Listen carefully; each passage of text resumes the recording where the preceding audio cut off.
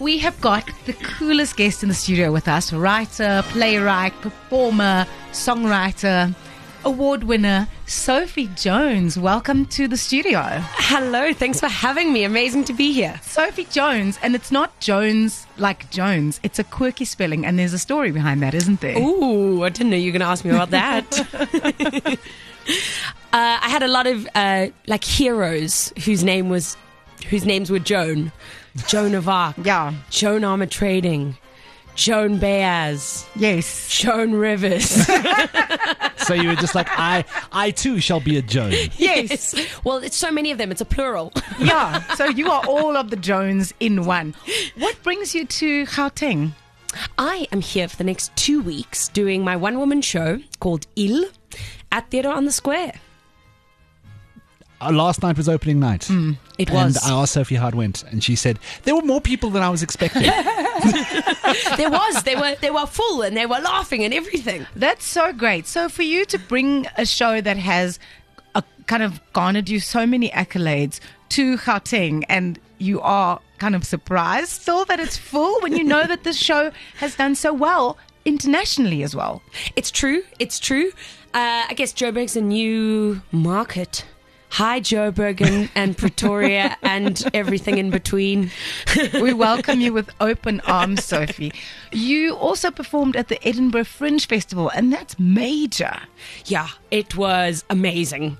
I think every theatre person dreams to go. It's like the Olympics of theatre and comedy. It's the biggest fringe festival in the whole world. It was always a dream, and then last year, the show gained a bit of momentum with when I launched it at the National Arts Festival in 2022, and I applied to one of the big four. They're like four main theatre houses, producing houses at the Fringe, and I applied for the Pleasance, and I got in, and I went. It was amazing. There were 3,890 shows in one city for a whole month. So you can just imagine, like, every kind of play, every kind of wacky, weird clown show to the worst Shakespeare I have ever seen. I imagine it must be one of those things as well. If someone says, I'm taking my one-person show to the Fringe, and everyone's like, ugh, good luck to you. But yours is actually good.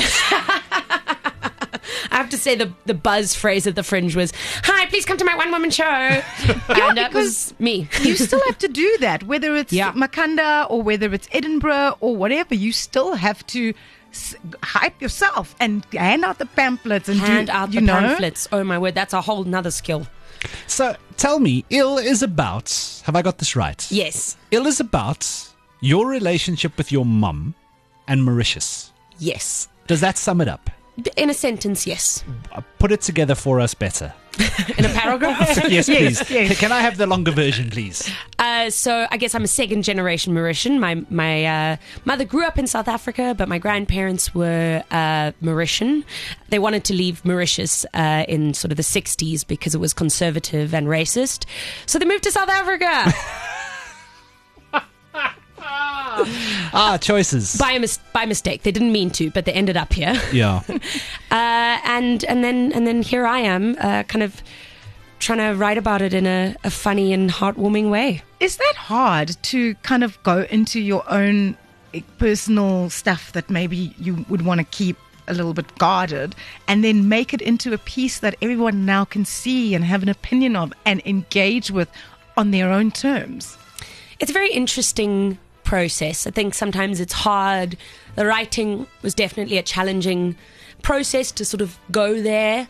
And then to put it out there, such a strange experience, because on the one hand, people come to you afterwards with tears in their eyes and they say, like, you put words to what I couldn't put words to, which is exactly why I went into theatre. I saw plays like that at the National Arts Festival in Makanda growing up, and I was like, this is how we change the world, by moving people.